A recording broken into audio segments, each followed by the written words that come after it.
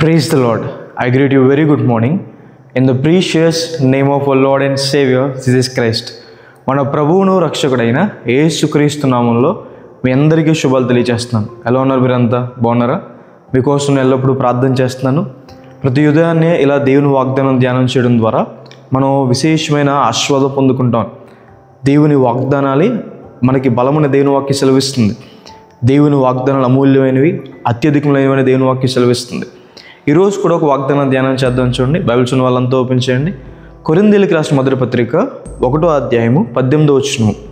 సిలువను గూర్చిన వార్త నశించుచున్న వారికి వెరితనము కానీ రక్షించబడుచున్న మనకు దేవుని శక్తి అయి. హల్లెలూయా. ఈ లోకంలో దేవుని దృష్టిలో రెండు గుంపులు ఉన్నాయని. ఒకటి నశించిపోయే గుంపు, రెండోది రక్షించబడుచున్న గుంపు. మనుషులు వేరే వేరే గుంపులుగా, లేదంటే చాలా డివిజన్స్ మనుషులు ఉండొచ్చేమో. చదువుకున్న వారిని, చదువు లేని వారిని, ధనవంతులని, పేదవారిని, అందంగా ఉన్నవారని, అందంగా లేని వారిని, కులం మీద డివిజన్స్ అని, ఇలాంటివన్నీ చాలా డివిజన్స్ మనుషుల్లో ఉండొచ్చేమో. ఇలాంటి భేదాలన్నీ మనుషుల్లో ఉండొచ్చేమో. కానీ దేవుని వాక్యం సెలవిస్తుంది, దేవుని దృష్టిలో మాత్రం రెండు గుంపులు ఉన్నాయి. ఒకటి నశించిపోయే గుంపు, ఇంకోటి రక్షించబడుచున్న గుంపు అని. సొదొమ గొమొర్రా పట్టణాలు కూడా నశించిపోతున్నప్పుడు, సొదొమ గొమొర్రా పట్టణాల మీద దేవుని ఉగ్రత కుమ్మరించబడినప్పుడు అక్కడ రెండు గుంపులు మనం చూస్తాం. ఒకటేంటి, రక్షించబడిన లోతు కుటుంబం, ఒకటి నశించిపోయిన సొదొమ గొమొర్రా పట్టణాల్లో ఉన్న ప్రజలంతా కూడా. నోహు గారి కాలంలో కూడా ఆ రెండు గుంపులే మనం చూస్తాం. రక్షించబడిన నోహు కుటుంబం, ఉగ్రతలో నశించిపోయిన తక్కిన ప్రజలందరూ కూడా మనం చూస్తాం. ఈ రోజుకి కూడా రెండు గుంపులు, రక్షించబడుతున్నవారు, నశించిపోయేవారని దేవుని వాక్యం సెలవిస్తుంది. ఇప్పుడు నశించిపోయే వారికి సిలువను గూర్చిన వార్త వెరితనంగా ఉంటుంది. రక్షించబడుచున్న వారికి దేవుని శక్తి అయి ఉందని దేవుని వాక్యం సెలవిస్తుంది. అసలు సిలువ ఏ వర్తమానం తీసుకొస్తుంది? ఎందుకు the message of cross is being a foolishness? ఎందుకు సిలువను కూర్చున్న వార్తని కొంతమంది ఫూలిష్గా లేదా వెరితనంగా చూస్తున్నారు? సిలువ ఏం చెప్తుందంటే, సిలువ 3 విషయాలు తెలియపరుస్తుంది. మొదటిది ఏంటంటే, సిలువ నువ్వు పాపం చేసావు అన్న విషయం చెప్తుంది. యు ఆర్ ఎ సిన్నర్, నువ్వు పాపం చేసావు. కొంతమంది వారు పాపం చేశారన్న విషయాన్ని ఒప్పుకోరు.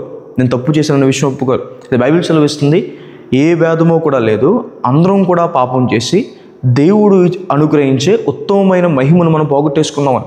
ఉన్నతమైన మహిమను మనందరం కూడా పోగొట్టేసుకున్నాం. అందరం కూడా పాపం చేసాం, ఎవరూ నీతిమంతులు లేరని. కొంతమంది వారు తప్పు చేశారన్న విషయాన్ని ఒప్పుకోవడానికి ఇష్టం లేదు. రెండోదిగా సిలువ చూపించే విషయం ఏంటంటే, పాపం చేయడం ద్వారా శిక్షకు పాత్రుడయ్యావు, నువ్వు తప్పు చేశావు కాబట్టి శిక్ష భరించాలి. అయితే మూడోదిగా ఇంకో విషయం ఏం చెప్తుందంటే, సిలువ ఆ శిక్షను దేవుడే భరించాడు, నువ్వు ఆయన యందు విశ్వాసం ఉంచితే నీకు పాపక్షమాపణ దొరుకుతుందని.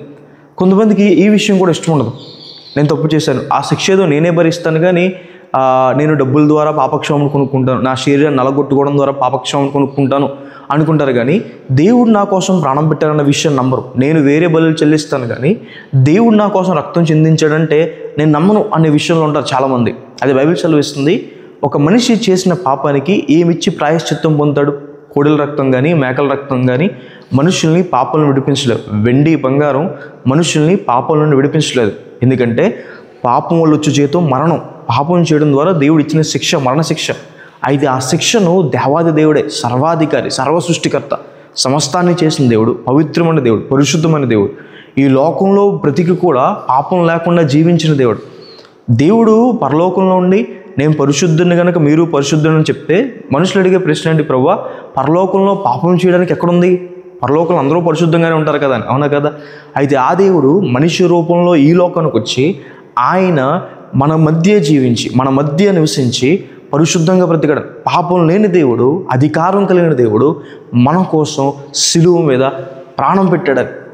ఆయన చిందించిన రక్తం ద్వారా, ఆయన మన కోసం ప్రాణం పెట్టడం ద్వారా, మన పాపభారాలు ఆయన భరించడం ద్వారా, మన దోష శిక్షను ఆయన భరించడం ద్వారా, మన అతిక్రమములను బట్టి ఆయన నలగొట్టడం ద్వారా మనందరికీ పాపక్షమాపణ దొరికింది అని. హల్లెలూయా. ఇప్పుడు ఎవరైతే ఆయన దగ్గరికి వచ్చి, ప్రభువా నా కోసం ప్రాణం పెట్టావు, నా కోసం శిక్ష భరించావు, నా తప్పులను భరించావు, ఆ స్థానం నాది, ఆ చోటు నాది, అయితే ఆ స్థానం నువ్వు నా కోసం తీసుకున్నావు, నా పాప భారాన్నంతా భరించావు అని చెప్పి ఎవరైతే క్రీస్తు ప్రభు వారి దగ్గరికి వచ్చి తన పాపాలు ఒప్పుకుంటారో దేవుడు వారిని క్షమిస్తాడు అని. హల్లెలూయా. ఇది మనకి దేవుని శక్తి అయి ఉందని. హల్లెలూయా. రక్షించబడుతున్న వారి జీవితంలో దేవుని శక్తి ఎలా కనబడుతుంది? దేవుని శక్తిని వారు ఎలా అనుభవిస్తారంటే, బైబిల్ సెలవిచ్చే మాట ఏంటంటే, రక్షించబడుచున్న నీ జీవితాల్లో నీ పాపాలు క్షమించబడడం ద్వారా దేవుని శక్తి నీ జీవితంలో కనబడుతుంది. ఏది మన పాపాలు క్షమిస్తుంది? దేవుడే కదా. ఆయన తన శక్తి ద్వారా, తన ప్రేమ ద్వారా, ఆయన శిలువ మీద చేసిన త్యాగం ద్వారా, పుణ్య బలి ద్వారా, పుణ్యదాన కార్యక్రమం ద్వారా ఆయన మన పాపాలు క్షమిస్తాడు. అక్కడ దేవుని శక్తి మనం పొందుకుంటాం.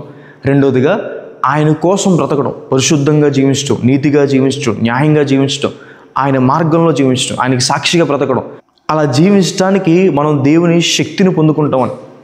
మూడోదిగా బైబిల్ సెలవిస్తుంది మనం దేవుని శక్తి ద్వారా కాపాడబడుతున్నామని. నిజమే, ఈ లోకంలో మనందరం కూడా కాపాడబడుతున్నాం. ప్రతిరోజు కూడా దేవుని కాపుదల లేకపోతే జీవించలేం. మరి ముఖ్యంగా దేవుడు తన శక్తి ద్వారా మనల్ని నిత్య నరకాగ్ని నుండి కాపాడాడని. నిత్య నరకాగ్నిని రెండో మరణం అని పిలిచారు. అక్కడ అగ్ని ఆరదు, పురుగు చావదని. దేవుడు అక్కడి నుండి మనల్ని తప్పించాడు, అక్కడి నుండి మనల్ని కాపాడాడని. మనం శిక్షను దాటిపోయి, ఎందుకంటే శిక్ష దేవుడు భరించాడు కాబట్టి, మనం ఆయన యందు విశ్వాసం ఉంచి పాపాలను విడిచిపెట్టినట్టయితే మనం శిక్షను దాటిపోయి పరలోక రాజ్యంలో ఉంటాము అని. హల్లెలూయా. ఇలా దేవుడు తన శక్తిని, దేవుని శిలువ మరణాన్ని ఆశ్రయించిన వారి జీవితంలో కనపరచడం, పాపాలు క్షమించడం, ఆయన కోసం జీవింపచేయడం, అలాగే మనల్ని నరకం నుండి తప్పించడం, దేవుడు తన శక్తిని కనపరచడం అని. హల్లెలూయా. ఇది మాత్రమే కాదు, మనం రక్షించబడిన తర్వాత, దేవుని కుమార్తెలుగా చేర్చబడిన తర్వాత దేవుడు మన జీవితంలో అద్భుత కార్యాలు చేయడం ద్వారా తన శక్తిని కనపరుస్తాడని. ఫరో మీదకి దేవుడు తీర్పులు ఇవ్వడం మొదలుపెట్టినప్పుడు అక్కడ ఉన్న శకున గంటలు అందరూ ఒప్పుకుంటారు, ఇదంతా కూడా దేవుని శక్తి అని. దేవుడు మీ పట్ల చేసే అద్భుత కార్యాలు బట్టి, దేవుని దగ్గరకు వచ్చి పాపాలు ఒప్పుకొని పరిశుద్ధంగా జీవించే మీ పట్ల దేవుడు చేసే అద్భుత కార్యాలు బట్టి ప్రజలందరూ తెలుసుకుంటారు, ఇది ఖచ్చితంగా దేవుని శక్తి అని. హల్లెలూయా. దేవుడు తన శక్తిని జీవితంలో కనపరుస్తారని దేవుని వాక్యం సెలవిస్తుంది. దేవుడు శక్తివంతుడు, ఆయన అధిక బల సంపన్నుడు. ఆయన శక్తికి సమానమైన వారు ఎవరు? ఆయన సర్వశక్తివంతుడు. కాబట్టి ఈ వాగ్దానం విశ్వసించండి.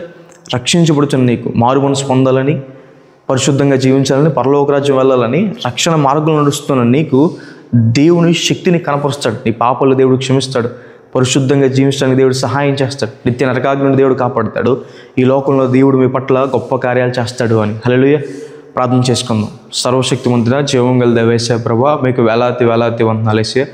ఈరోజు వాగ్దానం ద్వారా మాతో మాట్లాడినందుకు దేవా ప్రభా మీకు వందనాలు. ప్రియులు ఎంతమంది అయితే ప్రభా ఈ వాగ్దానం వీక్షించారో ప్రభా, వారి జీవితంలో మేలు చేయండి, సహాయం చేయండి. మీ శక్తిని ప్రభా వారి పట్ల కనపరచమన్న దేవా ప్రతిమాలుకుంటున్నాను. గొప్ప కార్యాలు చేయండి, మీ సహాయాన్ని వారికి అందించండి, మీ హస్తం వారికి తోడుగా ఉంచండి, మేలులతో తృప్తిపరచండి ప్రభా. ఈసే రక్షణ లేని వారి రక్షణ దయచండి, రక్షించబడిన వారి జీవితాల్లో ప్రభా మీ శక్తిని వారి జీవితంలో కనపరచండి ప్రభా. గొప్ప కార్యాలు చేయండి, ఉన్నతమైన స్థలాల్లో ఉంచండి. అనారోగ్యంతో బాధపడుతున్న వారిని ప్రభా ముట్టండి, స్వస్థపరచండి.